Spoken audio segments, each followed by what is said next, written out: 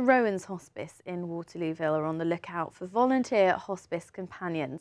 They're running a recruitment open morning on Saturday, and anyone interested in attending just needs to register in advance. Our reporter Shan Robins went along to the hospice to find out more.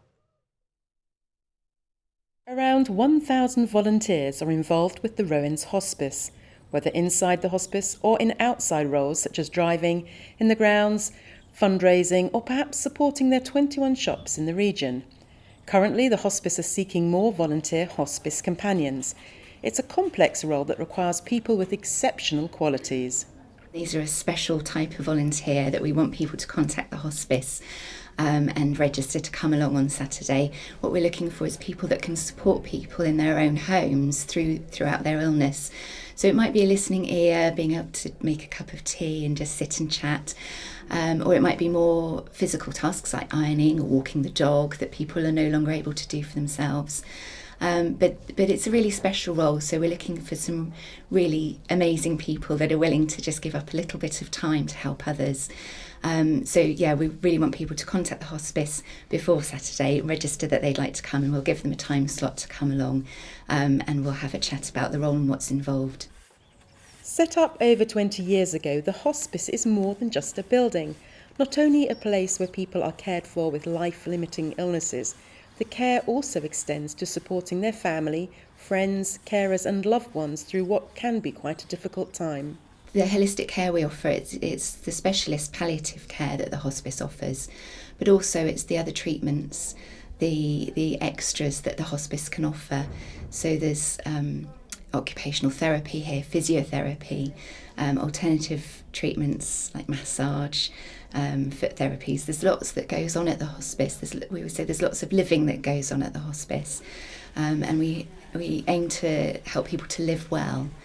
And indeed, we're actually building a living well centre next door. So the idea of that is that we're meeting people earlier in their diagnosis and we're enabling them to continue to live well. We get letters of thanks all the time, and also it's reflected in the donations people make to the hospice as well. People always say, we can't thank you enough. And they talk about the hospice in ways that are quite surprising. They say things like, "My father enjoyed his stay with you," which can be surprising to people. That's how people describe the hospice. But we do make it as warm and as cosy and friendly and as comfortable as we can, and make it a special time for people. And about 40% of our patients are people that will come to the hospice and go home and continue to live well, and we're here for them when they need. We also have a hospice at home service. Not everyone wants to come to the hospice, and our hospice at home team have been going for about 4 years now, and they will give exactly the same treatment and care and support in people's own homes that you would receive in the hospice. The Rowans Hospice has a catchment area of around 600,000 and has an annual budget of 5.3 million.